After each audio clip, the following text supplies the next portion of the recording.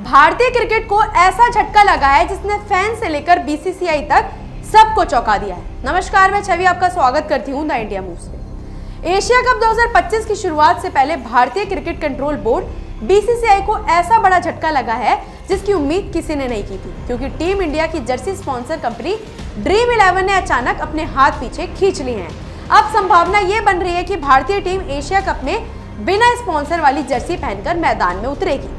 ये फैसला इसलिए आया है क्योंकि हाल ही में संसद ने online gaming promotion and regulation bill 2025 पास किया और राष्ट्रपति की मंजूरी के बाद ये कानून बन गया, जिसके तहत भारत में रियल मनी गेमिंग पर पूरी तरह पाबंदी लगा दी गई है। इस कानून के लागू होते ही ड्रीम 11 का मुख्य बिजनेस मॉडल पूरी तरह प्रभावित हुआ और कंपनी ने अपने पूरे रियल मनी गेमिंग कारोबार को बंद करने का ऐलान किया। कंपनी का कहना है कि वह हमेशा से कानून का पालन करने वाली रही है और आगे भी यही करेगी, भले ही उन्हें लगता था कि प्रगतिशील नियमों के साथ बिजनेस आगे बढ़ सकता था, लेकिन अब सरकार के बनाए नियमों का सम्मान करना ही उनके दायित्व है। इस फैसले का असर सीधे तौर पर भारतीय क्रिकेट पर पड़ा है। ड्रीम 11 के प्रतिनिधि मुंबई स्थित बीसीसीआई ऑफिस पहुंचे और सीईओ हेमांग अमीन को ये जानकारी दी कि कंपनी अब भारतीय क्रिकेट टीम की स्पॉन्सरशिप जारी नहीं रखेगी।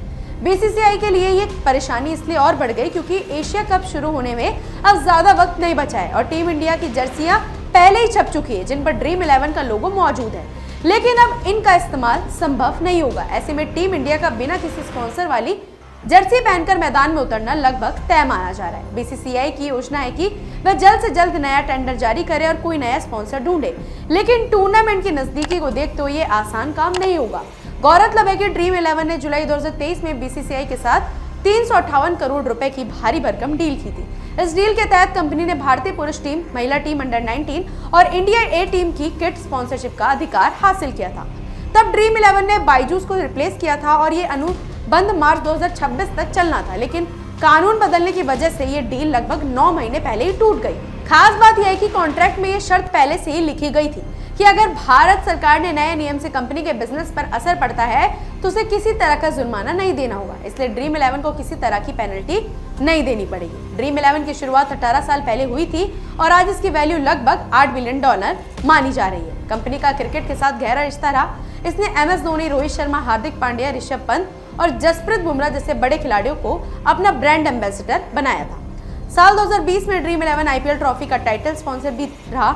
इसके अलावा इसने Caribbean Premier League CPL, New Zealand की सुपर स्मैश और ऑस्ट्रेलिया की बिग बैश लीग महिला और पुरुष दोनों में भी निवेश किया था। साल 2018 में कंपनी ने ICC के साथ भी पार्टनरशिप की थी, यानी क्रिकेट के हर बड़े मंच पर ड्रीम 11 की मौजूदगी दर्ज रही है। लेकिन अब भारत में नए कानून के कारण कंपनी को अपने सबसे बड़े निवेश यानी भारतीय क्रिकेट से दूरी बनानी पड़ रही है। बीसीसीआई सचिव देवजीत सैकिया ने इस मामले पर कहा कि बोर्ड भारत सरकार द्वारा बनाए हर कानून और नीति का पालन करेगा और अगर ड्रीम 11 आगे स्पॉन्सरशिप जारी रख सकती है तो इससे किसी को दोष नहीं दिया जा सकता।